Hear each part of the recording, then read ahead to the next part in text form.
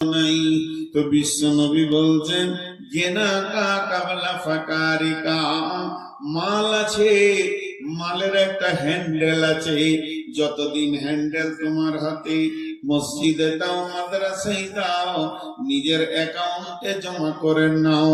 যেদিন হ্যান্ডেল হাতছাড়া হয়ে যাবে, হে আমার উম্মত, সেদিন হাজার মাথা ঠুকলেও তোমার ছেলে তোমার নামে দান করবে না। ওরা যে দান করছে না, এর জন্য দূষিত ওরা নয়।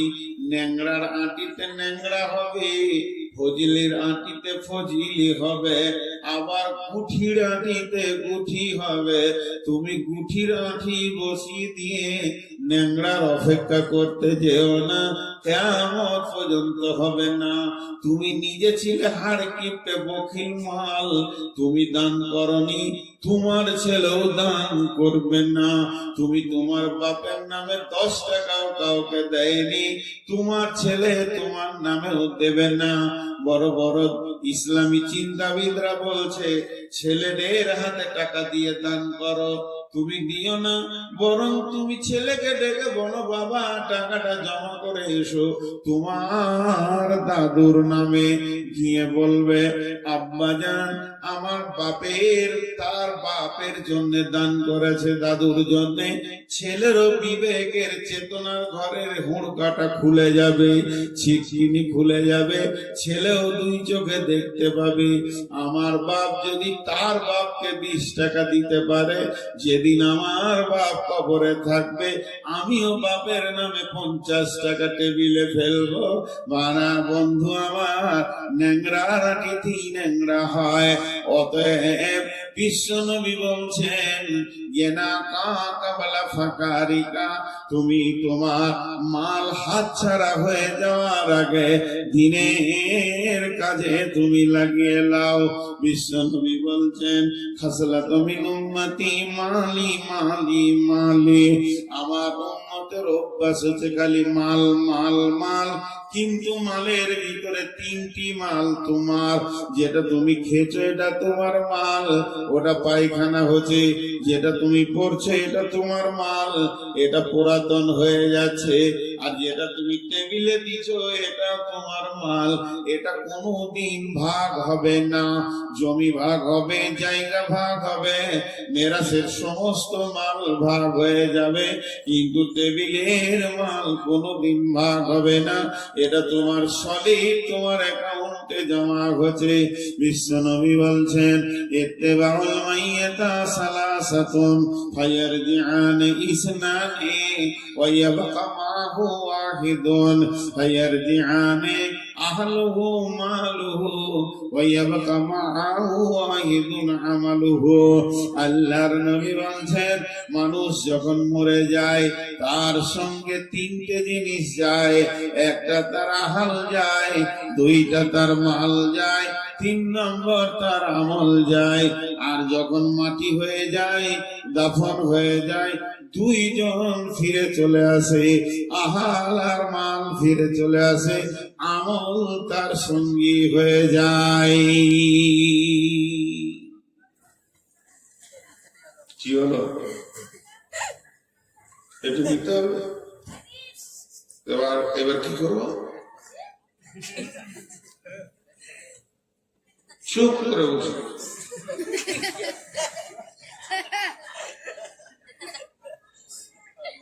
আমার রেকর্ডিং করতে আসবে না তো। এবার মরতে চলেছে, আর দরকার না। তো আমি কোনদিনের সুযোগ কাউকে দিই না।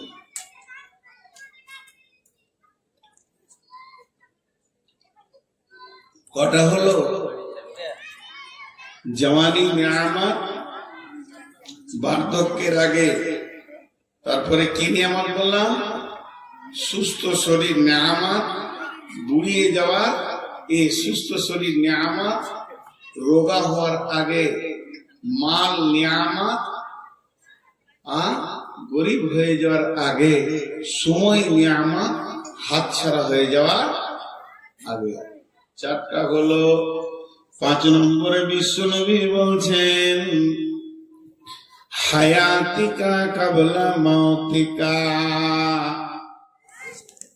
হায়াতিকা কাবলা মাউতিকা।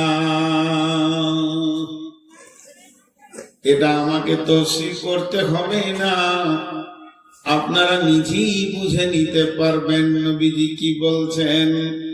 হায়াতিকা কাবলা মাউতিকা, বেঁচে থাকাটা একটা নিয়ামত। যেদিন আপনি আমি মারা যাব সেদিন এই নিয়ামতটা হাতছাড়া হয়ে যাবে। একটা নেকি আগে বাড়ানো যাবে না, একটা গুনাহকেও কমানো যাবে না, স্টপ হয়ে যাবে। এরই ওপরে আল্লাহর আদালতে বিচার চলবে। অতএব বন্ধুরে, বিশ্ব নবী বলছেন মতের আগে হায়াতকে নিয়ামত মনে করো। এখনো তওবার সুযোগ আছে, এখনো ঘাটতি পূরণ করার সুযোগ আছে, এখনো ইস্তেগফারের সুযোগ আছে, এখনো 10 টাকা দিয়ে একটা নেকি বাড়ানোর সুযোগ আছে, ইস্তেগফার পরে নেকি বাড়ানোর সুযোগ আছে। যেদিন মরে যাবে সেদিন আর উপায় থাকবে না।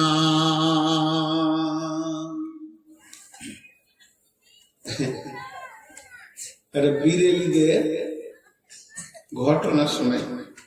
এই যে মাজার পূজারীরা আছে না, এখন তো ইউটিউবে অনেক জালসা আসছে।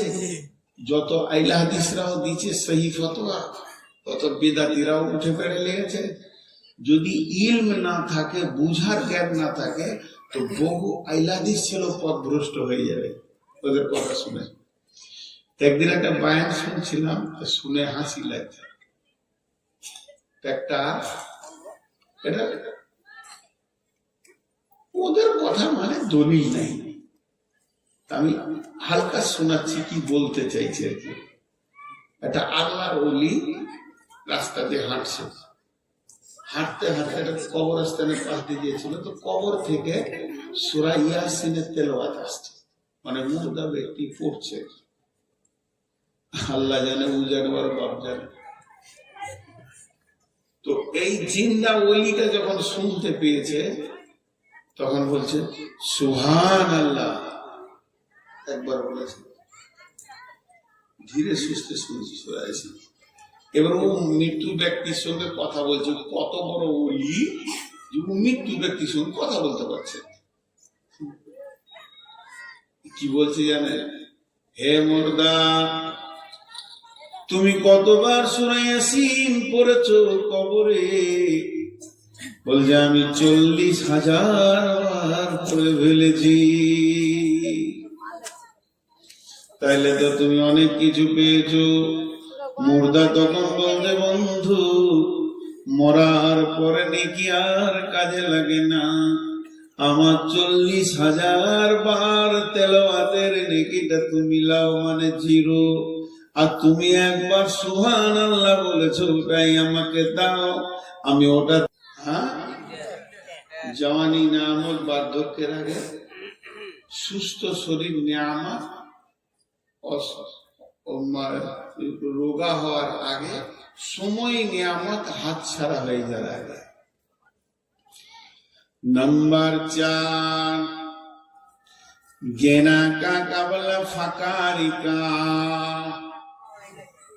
गेना का कबला फकारी का। বিশ্বনবী বলছেন সম্পদ একটা নিয়ামত।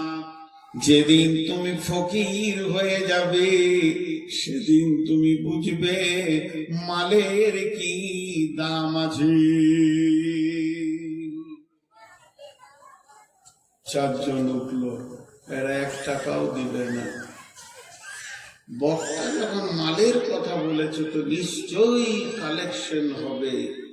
পাগলরা বসে থাকবে, বুদ্ধিমানরা ঘর যাবে। ঠিক বলেছি না? জি, দেখেন তফসিরটা শুনেন। বিশ্বনবী বলছেন তুমি ফকির হবে। পৃথিবীর সমস্ত মানুষ একদিন ফকির হয়। ভালো করে তফসির করে দেখলেন কেমন করে ফকির হয়।